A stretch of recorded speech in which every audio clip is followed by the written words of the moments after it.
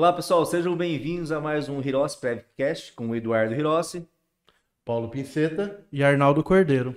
dando prosseguimento ao nosso podcast. A gente está resolvendo fazer os casos práticos. Então, a ideia do podcast é fazer um debate curto, mas o que a gente está fazendo agora? Pegando os casos práticos da minha comunidade para a gente mostrar para vocês como que é o cotidiano nosso, para ver quantas perguntas tem e tentar esclarecer, porque se a gente está dando certo na comunidade, pode ser que auxilie vocês aí que assistem o podcast, né?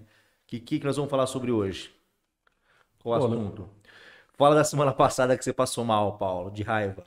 Na verdade, é uma denominação meio estranha, mas é o que é uma decisão, né? É a decisão administrativa robótica. O que é isso? É assim, ó.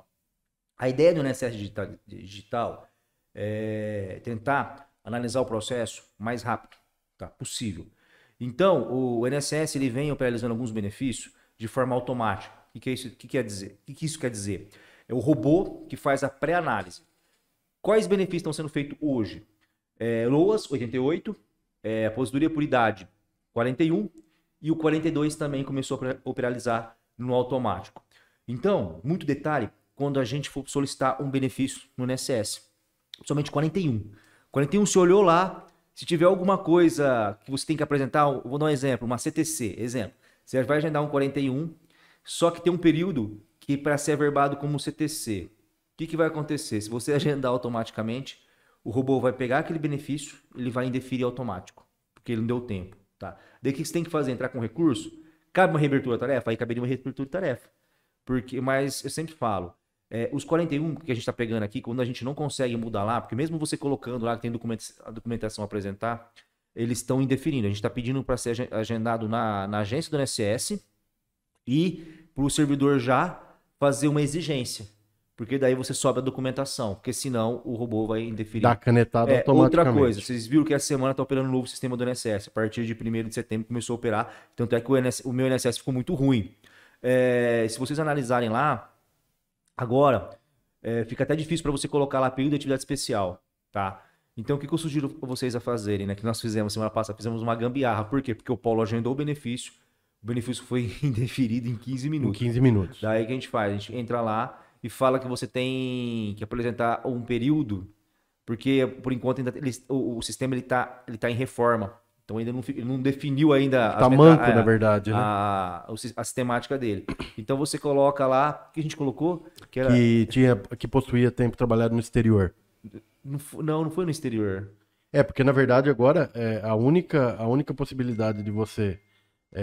porque antes possui tempo como professor, possui período especial, possui período rural. Agora a única... Antes da modificação, tinham esses...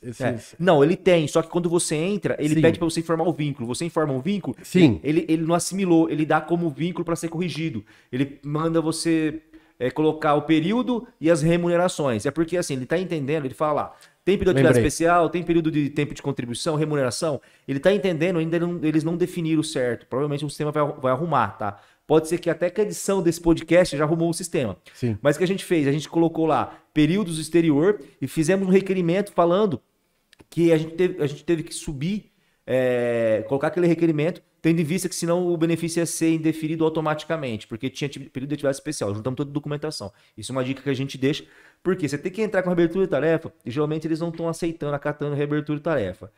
Entrar com recurso vai demorar. Então o caminho que a gente está fazendo é isso, tá bom? Então, muita atenção, principalmente, e 88 também. O 88 é interessantíssimo, é um benefício que dá para você conceder ele muito rápido. Tá, o que é o 88? É o BPC LOAS do idoso, pessoas que têm acima de 65 anos de idade e que não têm renda. Então, qual que é o único critério a ser analisado? É o critério da miserabilidade. Se estiver perfeitamente correto no CAD único atualizado, no ato da concessão, né, do requerimento, ele concede o benefício. Lembrando sempre que o BPC LOAS, em razão do requerimento qualificado, não precisa apresentar aquele requerimento em mãos. Ele é intuitivo, ele vai fazendo as perguntas e você vai preenchendo e ele vai já te orientando, tá bom? Então é um benefício para quem quer um benefício aí mais rápido, para uma construção mais rápida. Então o grande segredo é manter atualizados os dados no cadastro único. Isso mesmo, porque assim, na verdade, sim, a ideia é mostrar o quanto é bom a integralização. Quanto é bom a via administrativa. Por quê? Na via administrativa Tem um monte de benefícios que você pode conceder de imediato. Você quer um benefício hoje que a gente concede de imediato? Hoje, a aposentadoria 41. O BPC Celoso é um benefício bom para conceder na via administrativo. A aposentadoria rural. A aposentadoria rural é um grande segredo. Semana passada a gente teve um caso prático, né? Qual que era o grande segredo da aposentadoria rural? É você definir quem são os filiados da Previdência. Por quê? Todo mundo, quando fala de benefício rural, o que as pessoas acham, põem em mente, que é sempre segurado especial e que o benefício é no valor do salário mínimo. Nem bem assim, nem sempre é assim. Tem benefícios com valores muito altos. Um exemplo clássico, você pegar um segurado especial que recolhe facultativamente no teto, tá? Ele vai receber um benefício muito alto. Agora, se você pegar um empregado, um trabalhador rural empregado, que tem contribuições a partir de novembro de 91, 180 contribuições, exclusivamente no rural, ele se enquadra em PBC. E detalhe, exemplo, se ele tem 180 contribuições de novembro de 91 a 2017 e ele parou de trabalhar, Não precisa e hoje ele cumpriu requisito de idade, ele não precisa ter qualidade de segurado também. Ele pega a tabela progressiva, não precisa ter qualidade de segurado, e o benefício dele não é salário mínimo. Vai ser baseado conforme as contribuições do PBC. Então, assim, uma dica que eu deixo. É um benefício. Às vezes, você trabalhando com rural, as pessoas falam, não. Sempre é um salário mínimo, não vai ser benefício muito bom. Né? Inclusive, eu já trabalhei eu já concedi benefício num valor muito bom no INSS. Então, esses são os macetezinhos que a gente deixa para vocês. O que você tem que entender? Saber, que eu sempre falo. Eu falo assim, eu quero uma concessão administrativa. Você precisa entender o que o INSS entende, tá? O INSS, ele se baseia na normativa, nas suas portarias, nos seus atos administrativos. Então, assim, estou falando administrativo, judicial é outra coisa. Mas, lembrando que o resultado favorável judicial depende de um bom processo administrativo. Sim. Então, a ideia é trabalhar com os processos administrativos, tá? E a gente faz muito isso, né? Todo dia, fazendo um RMI, e a gente vê que tem muita falha. Por quê? Porque as pessoas falam, o INSS errou. Tá, o INSS errou. Igual teve um caso hoje que a gente analisou, falaram para nós assim, a pergunta era, o INSS errou, o INSS não errou. Foi uma decisão discricionada do segurado, do servidor, ele fundamentou, tá? Então assim, mas a justiça pensa, a TNU pensa diferente. A junta de recursos pensa diferente, tudo bem, eles pensam. Mas dentro dessa normativa ainda não tem nenhuma alteração legal. Para o INSS ele analisa essa normativa e as portarias. Então o servidor não errou, foi uma decisão discricionária dele. Agora, cabe entrar com recurso administrativo? Eu acho que cabe entrar com recurso administrativo, que a decisão vai ser revertida. Tá? Inclusive já tem até decisão enunciado do CRPS. Então eu falo assim, mas saber se o servidor errou ou não, você tem que dominar os atos administrativos. Isso aí é fundamental. Falar a mesma língua, né? Falar a mesma língua.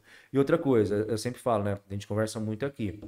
O Paulo, a experiência prática do Paulo aqui, até falei para ele. No começo ele escreveu uma petição com todas as com todos os pedidos. Hoje eu falo para ele que não. Se ele vai pedir justificação administrativa, se ele vai pedir um período de atividade especial, faça requerimentos um por um. Tudo autônomo. Tudo autônomo. Pequenininho, curtinho. Um parágrafo pedindo o que você quer. Tudo dentro de um... Não, você tem que separar. Você separa. Você vai fazer 3 pedidos no INSS. 3 documentos diferentes. Faça 3 requerimentos curtos, de um parágrafo. Tanto é que você pode ver. E outra, fundamentação sempre, né, Paulo? Na sua normativa. Exatamente. Você consegue orientar. O servidor fica com medo. Ele começa a tratar diferente do processo. Que entende alguma coisa. Se você colocar TNU, ele nem vai olhar. Ele vai pegar a documentação e vai ver que tem documentação que não tem. Não vai mandar bala. Tá? Eu vejo experiência prática. Então tá certo. E aí, mais alguma coisa para falar sobre o processo administrativo da semana passada? Não, então.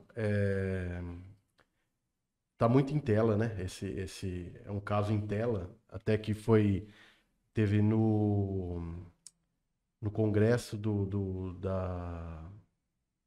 da Comissão da Justiça Federal de 2020, né? Em 2020 não teve por causa da pandemia, agora em novembro novamente, foi criado o enunciado 12, que falam das decisões administrativas robóticas, que falam da motivação que deve ter, seja ela...